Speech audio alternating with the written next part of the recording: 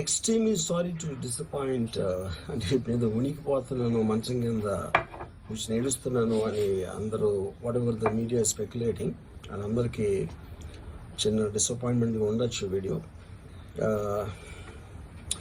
ఇక్కడ పాయింట్ ఏంటంటే I just want explain the whole concept. ఇప్పుడు నేను ఆల్మోస్ట్ ఒక 1 year బ్యాక్ ఏదో ట్వీట్స్ పెట్టాను అనే ఎలిగేషన్. ఆ ట్వీట్స్ ఎవరో మనోభావాలు దెబ్బతిన్నాయి.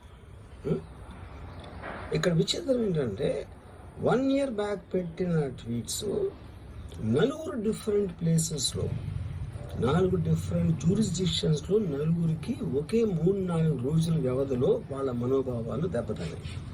వాళ్ళు ఆ పరంగా కంప్లైంట్ ఇవ్వడం, కేసులు పెట్టడం జరిగింది.